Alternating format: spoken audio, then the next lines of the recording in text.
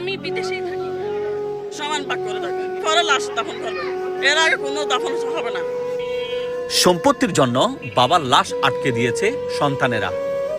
1-2 ঘন্টা নয়, টানা 40 ঘন্টা বাবার লাশ ছিল এই লাশবাহী ফ্রিজারে। বলছি সরকারি কর্মকর্তা সেকান্দারের কথা। 75 বছর বয়সে তিনি মৃত্যুবরণ করেছেন। জীবদ্দশায় 2টো বিয়ে করেছেন। প্রথম স্ত্রীর সন্তানদের তিনি সম্পত্তি দেন নাই। দ্বিতীয় স্ত্রীর সন্তানদের তিনি হেবার মাধ্যমে সম্পত্তি দিয়েছেন। এ নিয়ে অনেক মামলা মোকদ্দমা হয়েছে যখন তিনি বেঁচে ছিলেন। প্রথম স্ত্রীর কয়েকজন সন্তান সম্পত্তি পায়নি, সেজন্য তারা বাবার লাশ দাফন করতে দেয়নি। শেষমেশ টানা পুলিশকেও আসতে হয়েছে। টানা 40 ঘন্টা বাবার লাশ এখানে অ্যাম্বুলেন্সে থাকার পর একটা সিদ্ধান্তে আসা হয়। সেটা হচ্ছে দ্বিতীয় স্ত্রীর সন্তানেরা প্রথম স্ত্রীর সন্তানদের 4 শতক জায়গা লিখে দিবে। লিখিত চুক্তির পর সে লাশ দাফন করা হয়েছে। 20 ডিসেম্বর ভোর 5:30টার দিকে সেকান্দার মৃত্যুবরণ করেন। 21 ডিসেম্বর মাগরিবের নামাজের পরে তার নামাজে জানাজা অনুষ্ঠিত হয়। এরপরেই পারিবারিক কবরস্থানে তাকে দাফন করা হয়েছে। আলোচিত এই ঘটনাটা ঘটেছে চট্টগ্রামের হাটহাজারী উপজেলার পৌরসভার একটি গ্রামে। যদিও সেকান্দার পৌরসভার বাসিন্দা নন, তিনি পার্শ্ববর্তী একটি ইউনিয়নের বাসিন্দা।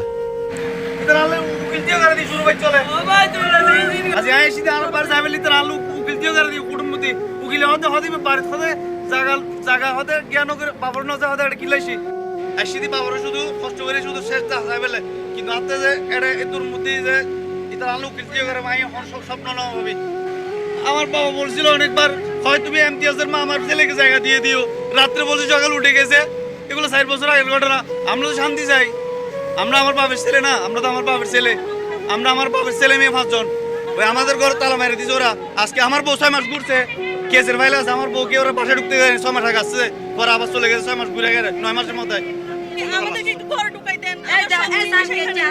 আমাকে একটা বছর আমাকে বাইরে বাইরে রাখছে ওরা। ওরা আমার নামে মামলা করছে যে আমি ওদেরকে বের করে দিছি। এখন আমি নিজেই বাইরে, আজকে 2টা বছর ধরে। এখন প্লিজ আপনারা আমাকে ঘরে ঢুকাই দেন। এখানে আমার সব জিনিস, আমার সব কিছু আছে। দেখেন আমি মঞ্জুর মোর্শেদের বউ।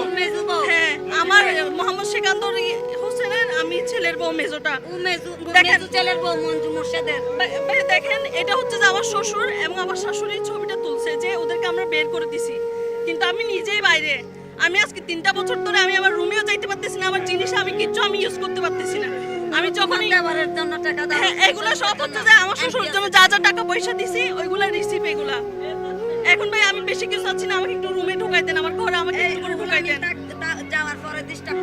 আর ভাইয়া আমার শ্বশুরের আমার সৎ শাশুড়ি, আমার শ্বশুরকে আমি অনেক ভালোবাসি। আমার শ্বশুর অনেক দেখতে পারতো। বউয়ের বাচ্চা হওয়ার জন্য বাইরে থাকে, আমি বিদেশেই থাকি। আমার শ্বশুরের সাথে আমাদের কোনো সমস্যা নেই। যা সমস্যা আমার সৎ শাশুড়িই করছে, আমার শ্বশুরের সৎ শাশুড়ি আগে আমার হাজবেন্ড ইউজ করছে। সব টাকা পয়সা আমার হাজবেন্ড থেকে আমার সৎ শাশুড়ি খাই ঘরটা রেডি করছে। এই ঘরটা আমার হাজবেন্ডে রেডি করছে। তারপরে আমার হাজবেন্ড জানতে পারতেছে যে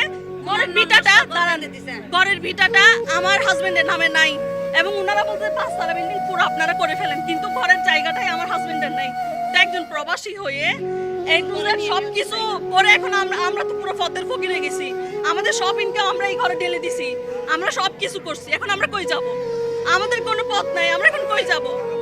আমাদেরকে আপনি একটু এখন ঘরে ঢুকাই দিবেন। আমি এই ঘর ছাড়া কোথাও যাব না ভাইয়া।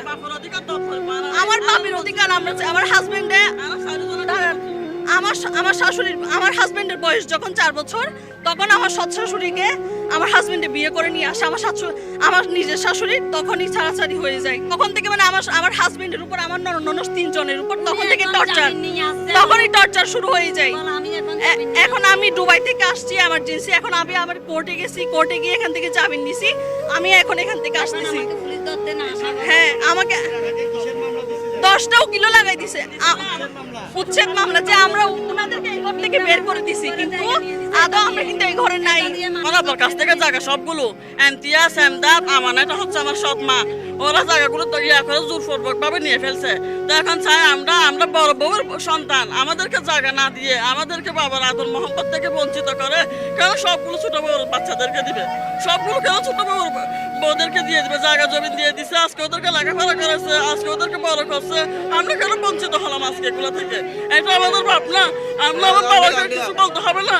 এটা আমাদের বাবা না? আমাদের জন্মদাতা না? আমাদের আজকে কষ্ট লাগতেছে না? আমাদের আজকে লেখাপড়া করে না, বিয়ের সাথে দেয় না, আমার চাচারা করছে যে ওরা আমার চাচারা আজকে আমাদেরকে লেখাপড়া করে কামাই দুয়ে বিয়ের সাথে দিছে, আমাদেরকে বিয়ে লাগছে, আজকে কিছু করে না আমার আব্বা, আমার সৎ মা আজকে আমাদেরকে বার করে দিচ্ছে। আমার তিন ছেলে আমরা সমাধান চাই। আমরা যখন আমার আব্বার বড় বউয়ের বাচ্চা, এখন আমরা সমাধান চাচ্ছি যে আমরা যখন বড় বউয়ের 5জন সন্তান, আমাদের অধিকার আমাদের দেখ, ছোট বউ 3জন সন্তান, ওরা বাপের অধিকার ওরা ফাঁক, আমাদের বাপের অধিকার আমরা খাই, সমান ভাগ করে দেখ। হ্যাঁ, এরপরে লাশ দাফন করবে, এর আগে কোনো দাফন হবে না। এই সমাধানটা দিবে ইমতিয়াজ এমদাদ, আমার সৎ মা। আমার আব্বার কাছ থেকে জোরপূর্বক ভাবে আমার আব্বাকে তজ্জাল করে আমার আব্বার কাছ থেকে সব সম্পত্তি ওরা ছিঁড়ে নিয়ে ফেলছে। যে আমার আব্বার অনেক সম্পত্তি এখানে 8 ঘন্টা, তারপর বাইরে আছে, বাইরে এগুলো নিয়ে ফেলছে।